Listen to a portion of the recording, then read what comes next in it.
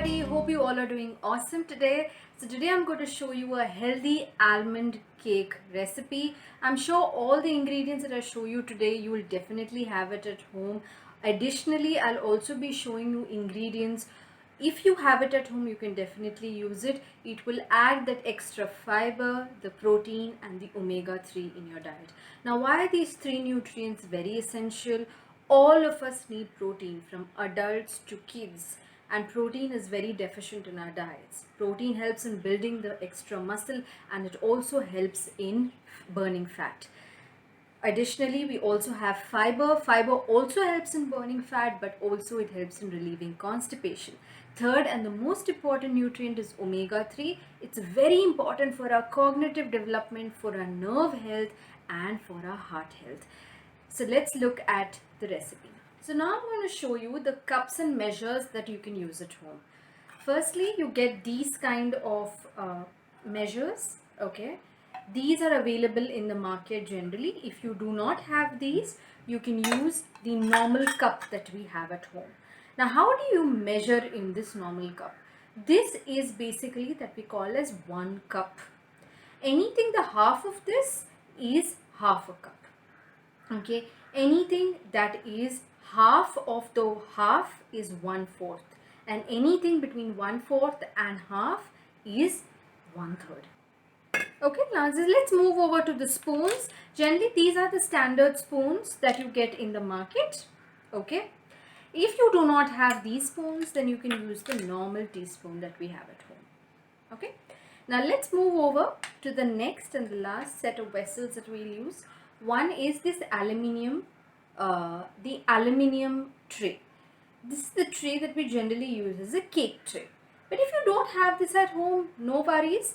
You can use this. This is the normal dabba that we have at home, which generally we may use to make dhoklas. Okay, so you can use this as well. So now I'm going to show you the list of ingredients which you can use to make a standard almond cake. So first thing is, you can take half cup of wheat flour, that is atta, normal atta, 1 teaspoon of baking soda. I'm sure all of you will have baking soda at home. About 1/3 cup of jaggery. If you do not have jaggery, you can substitute it with honey as well. 1/3 cup of honey. 1/3 cup of almond flour. Almond flour is nothing but powdered almonds.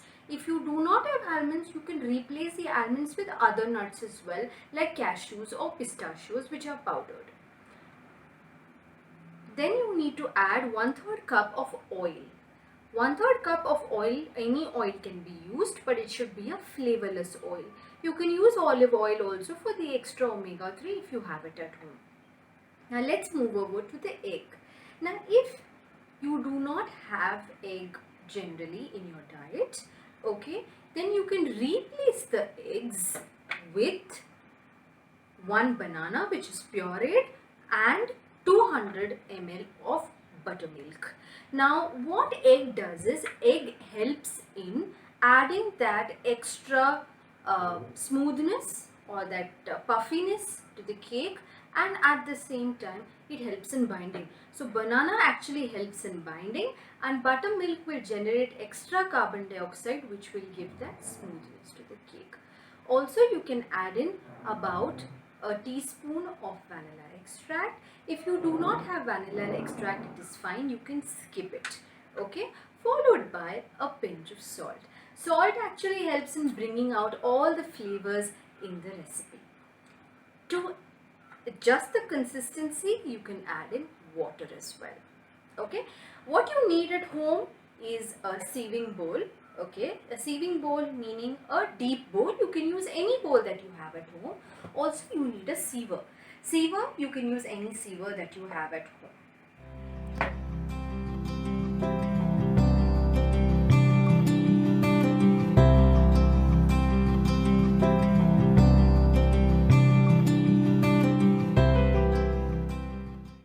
Okay, so as I told you, this is going to be a healthy protein, fiber and omega rich recipe.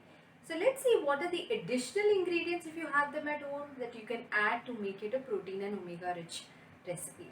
So let's look at chopped walnuts and chia seeds. Both of them are rich sources of omega-3, fiber and protein. Just 2 teaspoons of both of them can actually add the extra omega-3 and protein to your recipe. Along with that, you can add in a little bit of chocolate chips, again a few, just to add in that extra flavor. Now most of these ingredients which you add, especially walnuts and chocolate chips, they are heavier than the batter, so they will tend to sink. So whenever you're using walnuts and dry fruits, if you want to use, and chocolate chips, always coat them with a little bit of oil. That's 2 teaspoons of oil and 2 teaspoons of wheat flour. When you coat them and mix them, which I will demonstrate later, it will not sink into the recipe. Okay, you can also add it cinnamon. Cinnamon helps in the fat burning function. So wherever you want, add it cinnamon. If you want to add in cardamom also, you can add. Yes, pureed carrots. It really adds that softness, the extra sweetness from the carrot into the recipe. So one medium carrot can be added and pureed into the recipe. If your children do not eat vegetable, or even as adults, if you do not, add this into the recipe and trust me, nobody will even recognize it as carrot. Also, if you have quinoa at home, powder the quinoa and add it into the recipe. Quinoa is a very rich source of protein as well as omega-3. It is a very rich source of fiber. So thereby adding all the 3 components into your recipe. Now do not worry, when you add all these ingredients, the consistency of the recipe can always be manipulated by adding a little bit of warm water. So I'll show you the consistency of the batter at the end or the time of demonstration. The other items that you will need is a spatula, any spatula that you have at home, along with a spoon, okay, and you can use a toothpick for testing the doneness of the cake. If you do not have a toothpick, you can use a fork also. Also, I'll show you how to test the doneness of the cake once it's done.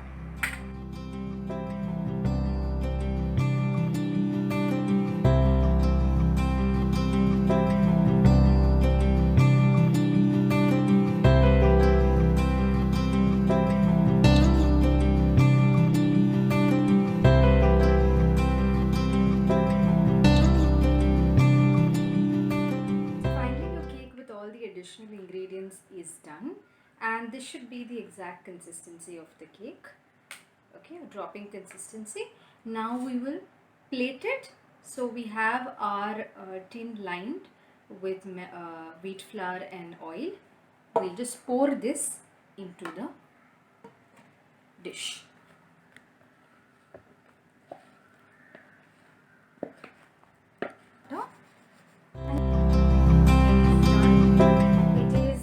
Come out of the pan. Okay, so now you want to check the doneness of the cake. How do you check the doneness of the cake? You prick the in the center, okay, remove it, and then you see that your toothpick is clear. It means it's not sticky. Fine. So this shows that the cake is done. Now once the cake is done, okay, we will try to unmold it. Now for unmolding, I'll show you how it has to be done. People who have pan baked it, okay, try checking your cake within 30 minutes. So 30 to 50 minutes should be the time that it takes on the pan or the stove. If you're using it in the oven, then also start checking for 30 minutes for the doneness. Now we'll unmold the cake. When you're unmolding the cake, first you have to release the sides of the cake. Okay, when you're releasing the sides of the cake, it will help release the cake better. So now you have your plate here. Okay, put the plate on top. Okay, and now we are going to work on decorating the cake. Now since it's a healthy cake, we'll try to make our icing also healthy. So first we have got half a cup of curd for the icing. We have got a few cashew nuts. You can take about 5 to 6 of them. We have got custard powder, that is 1 tablespoon of custard powder, and a little bit of vanilla essence. Okay, so and yes, not to forget, we've got 1 whole ripe banana. This is going to add that smoothness to the frosting.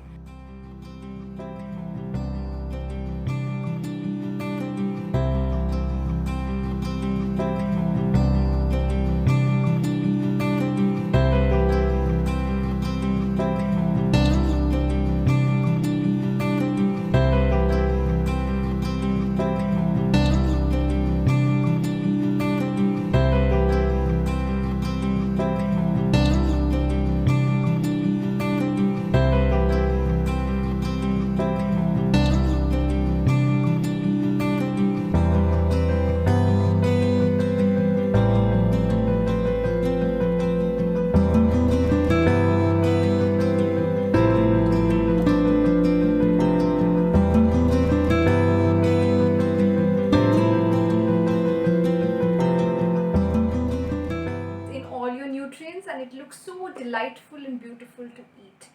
So yeah, enjoy the cake and let me know how you like the recipe. Thank you. See you next time, guys.